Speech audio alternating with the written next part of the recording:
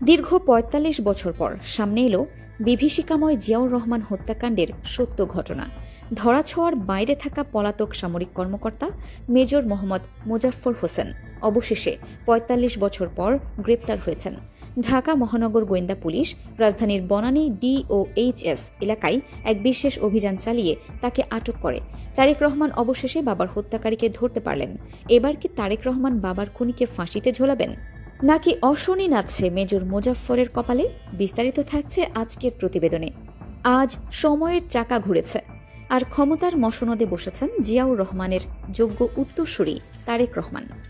বাবার হত্যাকাণ্ডের বিচারহীনতার সংস্কৃতির অবসান ঘটাতে তার অনড় অবস্থানের ফলেই ৪ দশক পর ঢাকার বুক থেকে এলো এক ঐতিহাসিক ও বিস্ফোরক খবর। ঢাকা মহানগর গোয়েন্দা পুলিশের এক অবিশ্বাস্য ও প্রযুক্তি নির্ভর ল্যান্ডমার্ক ক্র্যাকডাউনে খাঁচায় বন্দী করা হয়েছে সামরিক বাহিনী থেকে চাকরিচ্যুত ও দীর্ঘদিন পলাতক থাকা অন্যতম দণ্ডপ্রাপ্ত খুনি মেজর মোহাম্মদ মোজাফফর হোসেনকে। এই মেগা গ্রেফতারি দেশের রাজনৈতিক অঙ্গনে যেমন তোলপাড় সৃষ্টি করেছে, তেমনি অবধারিতভাবে সামনে এনেছে ইতিহাসের সেই রক্তঝরা মে মাসের রাজনৈতিক ষড়যন্ত্রের এক একটি লোমহর্ষক অধ্যায়। ইতিহাসের পাতা উল্টালে দেখা যায় রাষ্ট্রপতি জিয়াউর রহমান সম্পূর্ণ উদার মনস্তাত্ত্বিক জায়গা থেকে এবং দেশের রাজনৈতিক ভারসাম্য ও বহুদলীয় গণতন্ত্র পুনরুদ্ধারের স্বার্থে ভারতে নির্বাসিত শেখ হাসিনাকে দেশে ফেরার অনুমতি দিয়েছিলেন। কিন্তু ইতিহাসের নির্মম পরিহাস হল, সেই উদারতার প্রতিদানে যেন এক চরম বিশ্বাসঘাতকতার জাল বোনা হয়েছিল। রাজনৈতিক বিশ্লেষক ও সমকালীন সমীকরণগুলো মেলালে স্পষ্ট বোঝা যায়, শেখ হাসিনা বাংলাদেশে পা রাখার পূর্বেই ওপার বাংলায় বসে তৎকালীন রাষ্ট্রপ্রধানকে দুনিয়া থেকে সরিয়ে দেওয়ার এক নিখুঁত নকশা তৈরি করা হয়েছিল। ১৯৮১ সালের ১৭ মে দীর্ঘ প্রবাস জীবন শেষে ভারত থেকে বাংলাদেশের মাটিতে পা রাখেন শেখ হাসিনা। তার দেশে ফেরার ঠিক মাত্র ১৩ দিনের মাথায় অর্থাৎ ৩০ মে চট্টগ্রামে নির্মমভাবে শাহাদাত বরণ করেন রাষ্ট্রপতি জিয়াউর রহমান। এই ১৩ দিন ধরে ভারতের মাটিতে বসে চূড়ান্ত করা সেই ভয়ঙ্কর পরিকল্পনারই বাস্তব রূপ ছিল মেজর জিয়া হত্যাকাণ্ড। সবচেয়ে রহস্যময় তথ্যটি লুকিয়ে আছে সেই ৩০ মের ভোরের আলো ফোটার ঠিক আগ মুহূর্তের ঘটনার মধ্যে। জিয়াউর রহমানকে যখন গুলি করে হত্যা করা হচ্ছে, ঠিক সেই মুহূর্তেই আখাউড়া সীমান্ত দিয়ে বোরকা পরে হন্যে হয়ে ভারতে পালিয়ে যাওয়ার চেষ্টা করছিলেন স্বয়ং শেখ হাসিনা। ছদ্মবেশে সীমান্ত পার হওয়ার ঠিক আগ মুহূর্তে বর্ডার গার্ড ও চতুর নারী পুলিশের হাতে নাতে ধরা পড়েন তিনি। আজ ৪৫ বছর পরে এসেও স্বাধীন দেশের প্রতিটি নাগরিকের মনে প্রশ্ন জাগে, জিয়া হত্যাকাণ্ডের দিন ভোরেই কেন তাকে নিজের পরিচয় লুকিয়ে ওভাবে পালাতে হয়েছিল?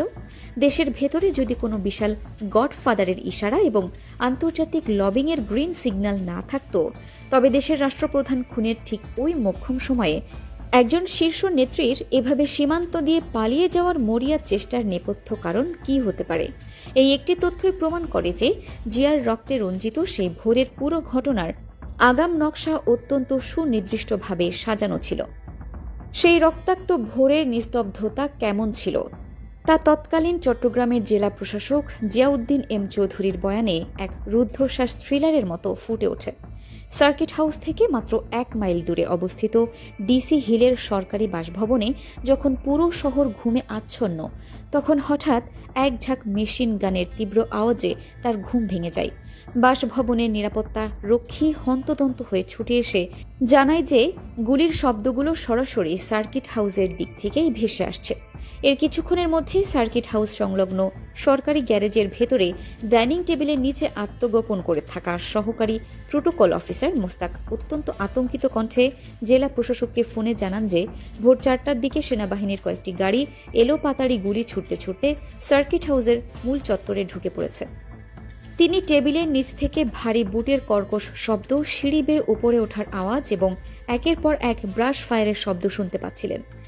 এর কিছুক্ষণ পরেই বিভাগীয় কমিশনার সাইফুদ্দিন টেলিফোনে অত্যন্ত ভারী গলায় ডিসিকে নিশ্চিত করেন যে প্রিয় রাষ্ট্রপতি জিয়াউর রহমান আর নেই। ঘাতকেরা তাকে নির্মমভাবে খুন করেছে। খবর পাওয়া মাত্রই কোনো প্রোটোকল বা নিরাপত্তার তোয়াক্কা না করে তারা সার্কিট হাউসে যান। সেখানে প্রধান ফটকটি হাঁ করে খোলা পড়েছিল। কোনো কার্যকর প্রহরী ছিল না, এমনকি সেনাবাহিনীর কোনো টহল দলও উপস্থিত ছিল না। ভবনের ওপর তলায় রাষ্ট্রপতির শয়নকক্ষের দরজার ঠিক সামনে মেঝেতে সাদা চাদরে ঢাকা একটি নিথর দেহ পড়েছিল, যা সরাতেই ভেসে ওঠে আধুনিক বাংলাদেশের স্বপ্নদ্রষ্টার রক্তাক্ত চেহারা।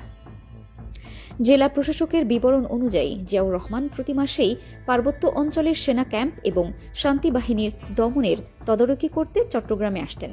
কিন্তু মে মাসের এই সফরটির প্রেক্ষাপট ছিল সম্পূর্ণ ভিন্ন, কারণ এর মাত্র 2 সপ্তাহ আগেই তিনি কক্সবাজারে এক বিশাল সেনা মহড়া পরিদর্শন করে গিয়েছিলেন। ফলে এত দ্রুত তিনি আবার চট্টগ্রামে আসবেন এমন কোনো আগাম বার্তা বা ইঙ্গিত স্থানীয় সিভিল প্রশাসনের কাছে ছিল না। হুট করে ঢাকা থেকে জানানো হয় যে অত্যন্ত জরুরি রাজনৈতিক সংকটের কারণে রাষ্ট্রপতি চট্টগ্রামে আসছেন এবং সফরটি সম্পূর্ণ রাজনৈতিক হওয়ায় কোনো প্রোটোকল বা সরকারি কর্মসূচি রাখা হয়নি। এই জরুরি কারণটি ছিল চট্টগ্রাম বিএনপির ভেতরের তীব্র অভ্যন্তরীণ কোন্দল, যা মেটাতে এসেই ঘাতকদের বুলেটের শিকার হতে হয়েছিল তাকে। রাষ্ট্রপতির মৃত্যুর পর সবচেয়ে রহস্যময় নাটকটি ঘটেছিল জিয়াউর রহমানের মরদেহ নিয়ে। সকাল 8টা থেকে 9টার মধ্যে সেনাবাহিনীর একটি বিশেষ দল সার্কিট হাউসে এসে জিয়াউর রহমান সহ 3 জনের মরদেহ গাড়িতে তুলে নিয়ে রাঙ্গুনিয়ার এক দুর্গম পাহাড়ি এলাকায় গোপনে দাফন করে দেয়, যা পরবর্তীতে উদ্ধার করা হয়। জিয়াউর রহমানের ভক্ত ও সমর্থকেরা বছরের পর বছর ধরে যে ন্যায় বিচারের প্রতীক্ষায় ছিলেন, 1981 সালের সে রক্তক্ষয়ী ঘটনার পর জড়িত অনেককে গ্রেপ্তার করা সম্ভব হলেও অত্যন্ত চতুরতার সাথে আত্মগোপন করেন মেজর মুজাফফর। তদন্ত সংশ্লিষ্ট সূত্রগুলোর দাবি, গ্রেপ্তারের হাত থেকে বাঁচতে তিনি দীর্ঘ সময় ধরে প্রতিবেশী দেশ ভারতে পলাতক ছিলেন।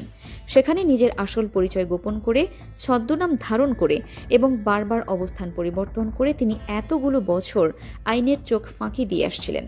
অবশেষে তিনি হাতে নাতে ধরা পড়লেন।